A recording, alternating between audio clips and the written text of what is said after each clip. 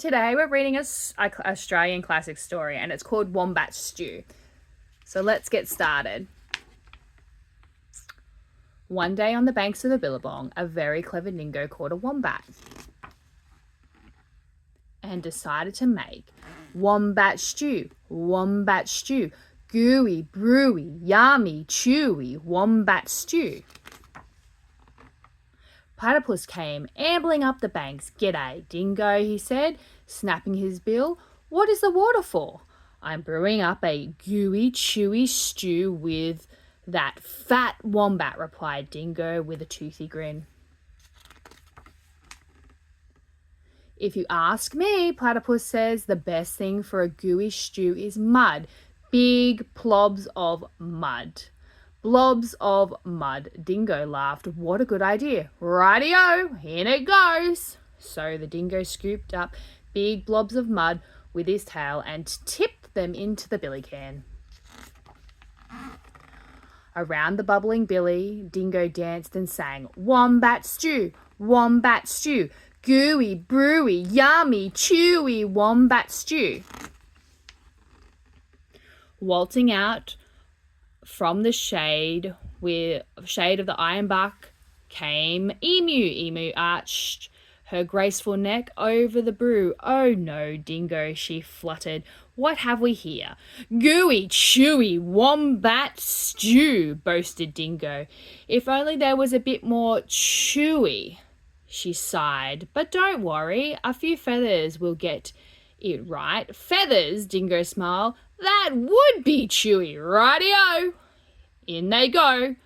So into the gooey brewy Emu dropped her finest feathers.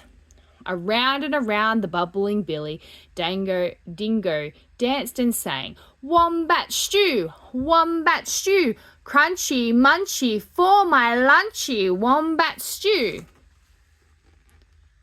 Old Blue Tongue the lizard came slithering off his sun-soaked stone. "Silly Dingo," he hissed.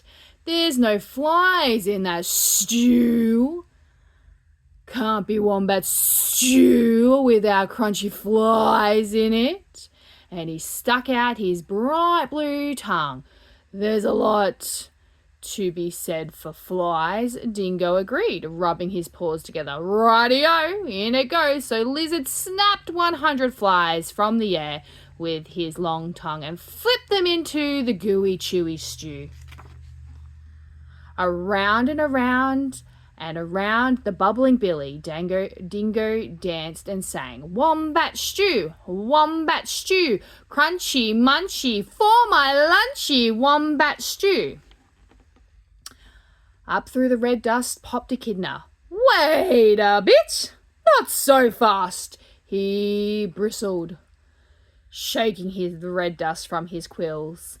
"Now I've been listening to all this advice, and take it from me, for a munchy stew you need slugs and bugs and creepy crawlies." Dingo wagged his tail.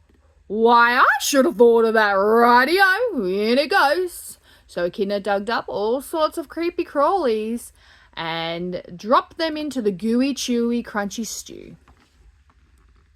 A very clever dingo stirred and stirred, all while singing, wombat stew, hot and spicy, oh so nicey, wombat stew."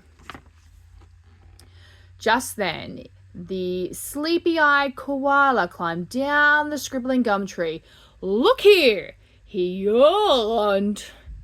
"Any bush cook knows you can't make a spicy stew without gum nuts." "Leave it to Koala to think of gum nuts." Dingo laughed and licked his whiskers. "Righty-o, in it goes." And into the gooey, chewy, crunchy, munchy stew, Koala shook lots of gum nuts.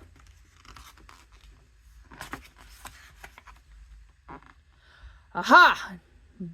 cried Dingo. "Now my stew is missing only one thing." "What's that?" asked the animals. "That fat wombat." "Wait, stop, hang on, Dingo. You can't put the wombat into the stew yet." Why not? You haven't tasted it. Rightio, I'll taste it. And that very clever dingo bent over the billy and took a great slurp of stew. Oh! I've been poisoned, he howled. You've all tricked me. And he dashed away deep into the bush, never to sing and never again to sing. Wombat stew, gooey, brewy, yummy, chewy, wombat stew. Thanks for listening.